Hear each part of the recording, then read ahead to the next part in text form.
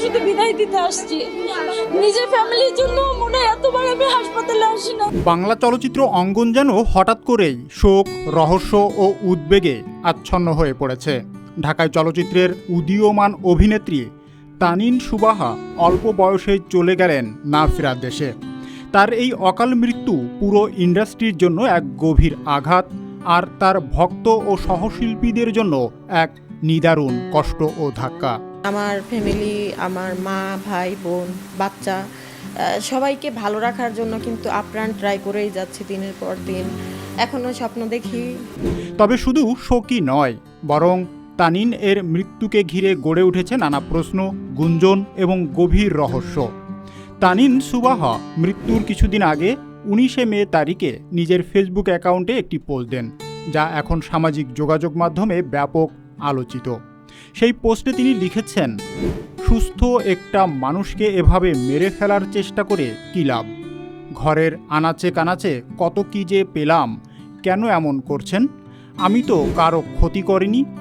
Last 4 মাস ধরে শুধু অসুস্থ আর অসুস্থ আমি। এসবের ফল পাবেন, চিন্তা কইরেন না।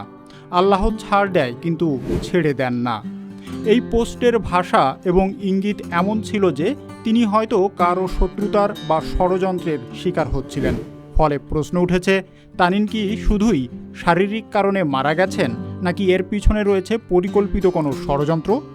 তানিন এর মৃত্যু ঘিরে আরও জটিলতা সৃষ্টি হয় যখন কালো জাদু বিতর্ক সামনে আসে। অনেকেই দাবি করছেন তানিন কোনো অশরীরী বা অদৃশ্য শক্তির খপ্পরে পড়েছিলেন। এই আলোচনার মধ্যেই আরও এক জনপ্রিয় অভিনেত্রী মিষ্টি জান্নাত মুখ খুলেছেন। তিনি জানান 2017 সালে তাকেও কালো জাদুর শিকার হতে হয়েছিল। তার ভাষায়, আমি জানি এর ভয়াবহতা।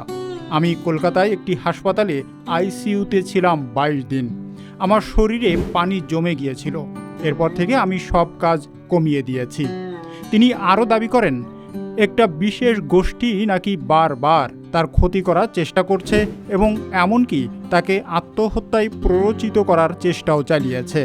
তার মতে, যদি ভবিষ্যতে তার কিছু ঘটে তবে তার ডায়েরিতে সেই ব্যক্তিদের নাম লেখা আছে যারা দায়ী থাকবে।